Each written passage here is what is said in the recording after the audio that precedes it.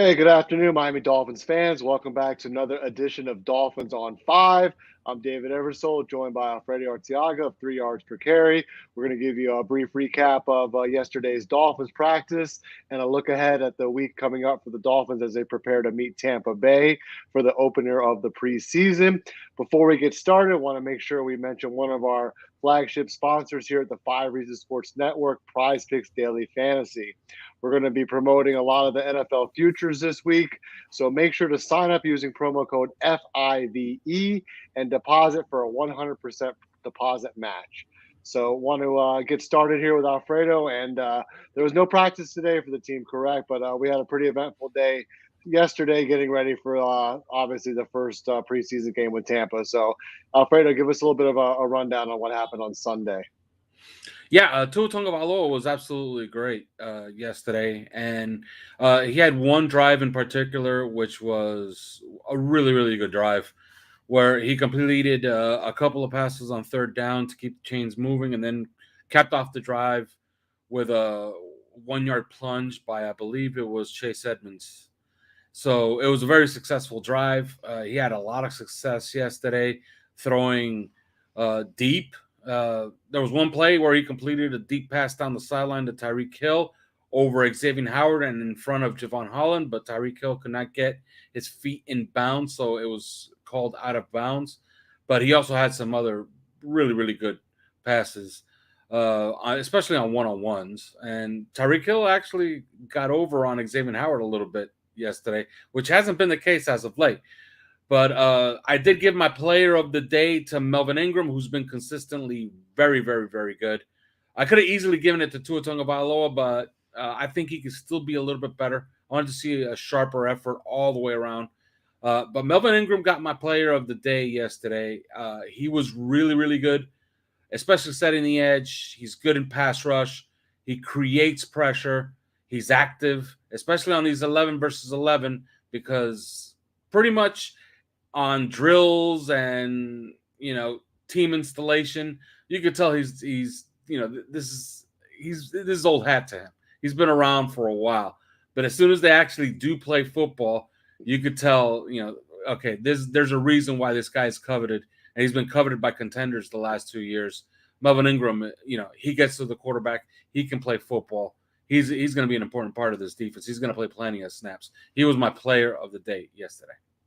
Yeah, it's good to see him obviously getting ready for the opener of preseason along with the rest of the defense. But I want to talk a little bit about the running back group. I know you touched on Edmonds briefly, but we haven't really heard a lot of the other guys mentioned so far in these early reports or even seeing things on social media. So can you give us a little bit of insight onto what you're seeing from the running back group in the last few practices? Yeah, Raheem Mostert, he's been showing off that speed that he's very well known for, but Chase Edmonds being used a lot more in the passing game. So has Myles Gaskin. Myles Gaskin has seen a lot of snaps in the passing game. Savon Ackman has been pretty quiet, and Sony Michel has really run a lot of what you would call inside zone, a lot of inside runs. Um, I would say, it's been a quiet group as far as the young guy. You know, uh, Z White. I like what I've seen so far. Very sharp cuts, but he's kind of. If you notice, they released a depth chart today. He's kind of buried in the depth chart. You got to figure he's no higher than fourth. He's gonna have to play his way onto playing time here in the preseason. I think he should get the ball plenty this first game. So maybe he could play his way onto some playing time here in these first few games. But other than that, it's really been Chase Edmonds and Raheem Mostert that have gotten the ball the most and seem to be getting the lion's share of the carry so far.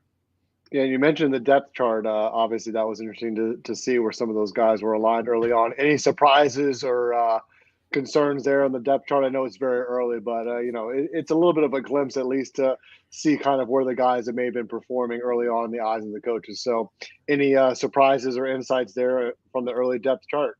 No surprises. They've pretty much stuck to what they've been doing so far in camp.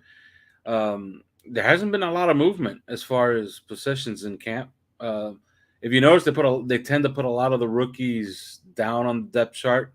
I don't believe Eric Ezukama is fifth. I think he's done enough where he's getting a very, very long look as the fourth, as wide receiver 4. So I think he's probably a little bit ahead than just fifth on the depth chart. But other than that, really no surprises. We've seen it all pretty much unfold exactly how you see it on that depth chart so far. Like I remember a couple of years ago they released a depth chart that was completely different than what they had actually practiced to that point. That's not the case this year. This year, the depth chart is pretty much exactly how they've practiced so far. No surprises whatsoever. Yeah, and obviously this is the week leading up to the first preseason game. So give fans a little bit of an insight in terms of the practice schedule and what we can expect in these next few days leading up to week 1 of the preseason versus Tampa.